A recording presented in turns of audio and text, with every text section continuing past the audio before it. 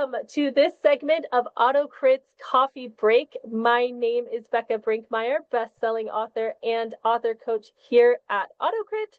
It is such a pleasure to introduce to you George Toft is our guest of honor today. George has been on some of our AutoCrit channels before as a shortlister from the Novel 90 Fall 2024 competition. And we are so excited to have George on today to talk about Hellsguard's Heroine, which is the book that you completed during the Novel 90 challenge. Right. Amazing. George, why don't you tell us a little bit about yourself, your writing? Welcome.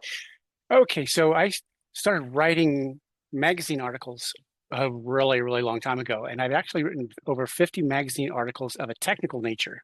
Wow. And I've written several technical books for companies, and this is my first fiction. And it all started off with my kids and I created a Machinima music video sequence about 16 years ago. And that's where you take the World of Warcraft engine, so that does all the graphics for you, and you have your human characters manipulate the game engine characters, and I set it to music and told a story. And starting February of last year, I decided to turn this into a screenplay. And so I went through the screenplay process, and about September, I finally got a good screenwriter to review it, and he shredded it. And I decided I need to do something different. So I turned it into a novel, and the Novel 90 came up right at that time. So that's how that got started. So one of the things that we like to talk about here on Coffee Break is I need a tip from you to our audience, and we're going to ask, what do you do, George, when you're feeling stuck? What kind of thing do you do to break through the dreaded writer's block? Well, I had writer's block as a magazine article writer, so I understand it, but for this series, I haven't had that problem. I start off with the high-level outline, the Act 1, 2, and 3, the thesis, antithesis, synthesis. Fill that out. Here's life how it is, how it's going to get changed, and then how it resolves. And then using the Save the Cat's beats, I fill that in. After that, it's wing it. My main character, her name is Lozen, and she was killed, or maybe if you go with The Princess Bride, almost dead, and she came back, and now she's got red eyes. And she just glows at me and says, "Write my story." So it just kind of flows, and I don't really, other than having an outline and then just fill in the outlines. That's my process. I just got to break it down, successive decomposition of the story to get down to the details, and then I just think about all the smart aleck people that I've known in my military life, and there's the dialogue. I love that. I can neither confirm nor deny that several of my characters may or may not be based on actual people, and in obviously changed for privacy's sake, but some of those one-liners, they definitely come from people that I've known in real life. And I don't know, I've been around several folks that just have that unique turn of phrase, and I don't know if that's true in your military community, but there are some people out there that they can just one-liner their way through life, and it's incredible to watch. But I want to talk a little bit about the actual mechanics of writing the book. So you do have a process we just outlined that you follow to bring these books to life. And now Hellsguard's Heroine is part of a series, correct? Yes. How many books are currently planned for that series? Currently, there are 4. Okay. And I just finished the final edit on number 2, and about to go starting the edit sequence on number 3. Amazing. So you're going to have a complete series before too long at the rate you're going. Yes. I wrote number 4, but it's in the trash draft mode. Sitting, stewing, vegetating, or I like whatever. percolating. Percolating, yes. Yeah. Sometimes marinating. because it depends on how rough that draft first is. I know one of mine that is currently in my to be determined file.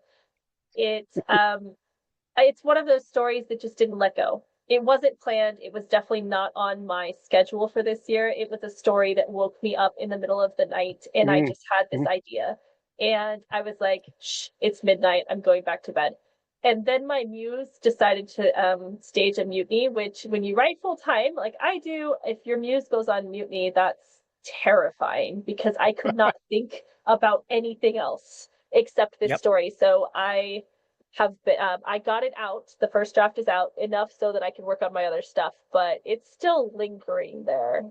Yeah, that's what happened to me for Yeah. book four was I figured out the three acts. I did that. Okay, I wrote that down. And it just came to me. It was one in the morning, and it's like, boom, here's how it goes. Here's the thesis, the antithesis, the synthesis. I wrote it down.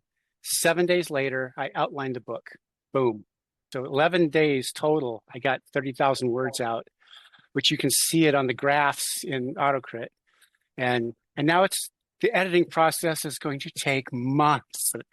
I start off with a nice, solid, very rigid outline, and then wing it at the end. So that's why I say I'm a planter because I've got the plan, and then I just kind of wing it at the paragraph level. I think that's one of the beauties of planting is, as you know, I am coach of Team Planter, but there's so many different ways to plant. We have people like yourself that are like, my outline is my guide. I have an outline and we're doing it. But what my characters do once we're in there, heck if I know, we'll find out as it happens. Then there's I have less of a structured outline. Usually I have themes and tropes that I'm trying to hit in each chapter. And I'll have a general idea of the POV of each one and I almost always know how we're going to end and what, the major conflicts are. So I'll try to loosely plot that out in my bullet point outline. But the rest of it, I mean, I don't know, man. I'm writing up an incident report. Like, they do what they want. Let's be real. So how I do this with AutoCrit, because I'm still struggling with the notes, but what I do is I write the beats out in the main editor, and then I put in a bookmark next, and I put the names in there. So I'll have the names where, you got the call to action and your inciting event, all the different names. We're break into two and B story. I put those as bookmarks. And that way I can always see the bookmark and then know where I'm supposed to be at in the story. That makes sense. I might have to. I don't normally use the beats, but if I did, I actually really like having that as a bookmark because then you have it all gathered in one place. So you can look through it quickly. And that's always what gets me, right? Is that I want to keep in my flow state. So I want to keep writing, but I might need to reference something. So that is a really great way to use our writer's desk. I love that. Yeah. And then I can go over the bookmarks with the arrow tab. Get the pointing through the arrow, click on that, and it shows me all of the bookmarks, and I can see in sequence where they're at, where the beats are. And then as I'm writing, I'll put in the different foreshadowing. Okay, I'm foreshadowing that she's going to die. And then I make sure that, okay, foreshadow complete. Or everything else where there's a foreshadowing event, it allows me to track that to the end to make sure that it occurs. So at the end of all the editing, I can go through and make sure that where I start a thread, it gets finished as well. So then do you use the story analyzer then to kind of cross-check yourself because it does do that chapter by chapter plot thread tracking and things of that nature? Yes, and the story analyzer has, on this last one, which is book 2 called Hellsguard's Fury, that I found 12, or actually the AutoCrit found 12 plot holes that I had missed. Oh, wow. Whoops. So yes, I use that tool. I love that tool. One of the things that I like to do when I'm using Story Analyzer and all of our tools, I like to make sure that I'm in a particular editing space. And people who don't edit a lot are like, what does that mean? Oh, it means that I'm ready to take a critical eye towards my manuscript. That's different than my drafting mood. And one thing I try to look at is I appreciate all the suggestions, but I am the creative director. And sometimes, like with adverbs, we all like to be mad at adverbs all the time. Sometimes adverbs are necessary. Yep. Sometimes they fit in the dialogue. So I don't want to Mhm. remove all the adverbs out of my book. We're going to keep them. One of the things I do about the adverbs, because I've heard about the adverbs are bad, and then when it comes to dialogue, that's how we speak. It is. So when AutoCrit highlights an adverb for me and it's inside the quotes and inside the gray part, because I use the quote highlighting, Mm-hmm. and if it's inside there, and that's how we speak as humans. So I will generally leave that, but outside the quotes, I look at it really critically. Is that the best way to say it? So, I think that's a great tip to pass on to the fellow writers who might be watching this segment. Adverbs have a place. You know, it's up to you to decide if that flow is natural, if you're using it in dialogue, if you're using it um, in your work, that it's giving the tone that you are striving for, because we are all writing different things and we all have different requirements for those right. genre conventions. But speaking of genre and speaking of books, I would love it if you would like to sell or pitch Hellsgaard's Heroine to us. Tell us about this book. Okay, so it starts off with our protagonist. She spent 3 years homeless, making the best of life. Well, she was stealing from the rich, giving to the poor. We've never heard that before, Yes. except it upset the king. So he put a bounty on her and she gets arrested and is now facing dungeon or become a spy. And so Hellsgaard's Heroine is her adventure as she's become beholden to the king to go through spy training. But first, she goes through ground combat training. And as fate would have it, she's half elf, which is why she was exiled from the elf kingdom. And in the second act, that's where we start, where the elves are waging war against the humans, and she gets to face them with her band of warriors.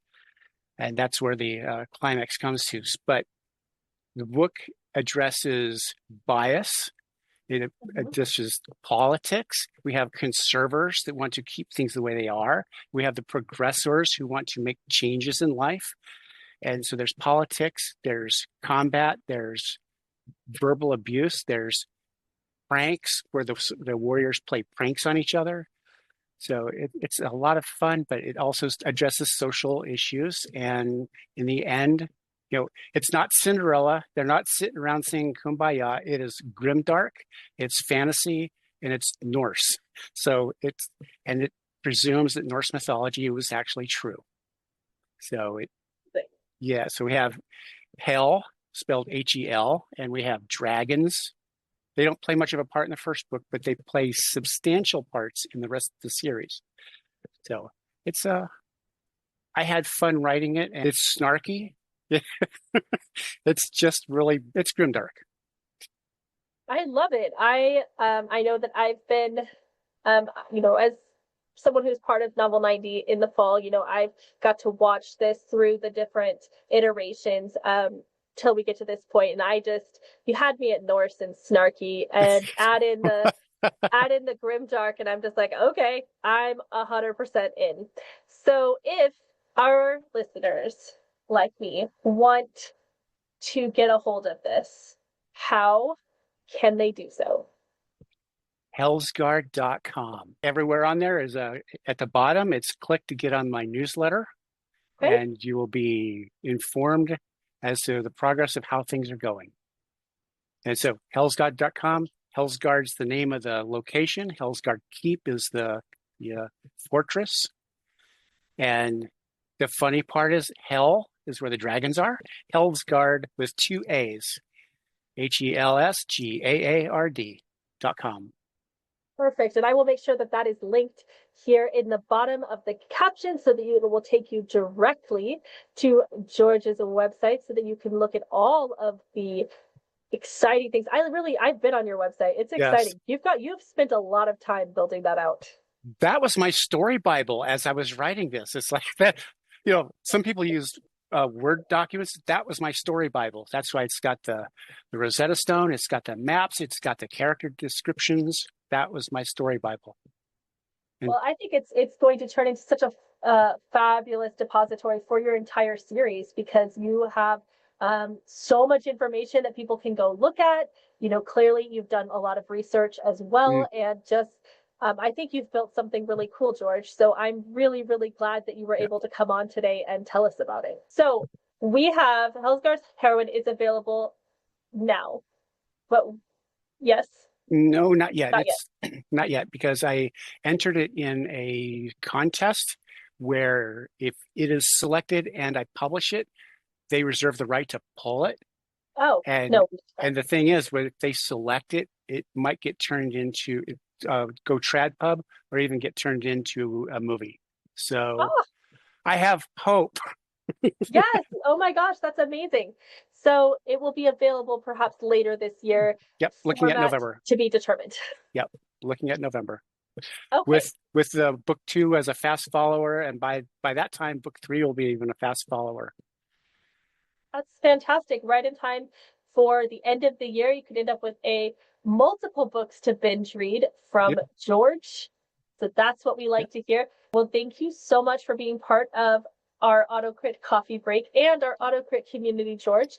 It has been a pleasure speaking with you today. And as I said earlier, all of the links to find George's work will be in the caption, so you can go to hellsguard.com. All right, thank you. Thanks. Have a good one.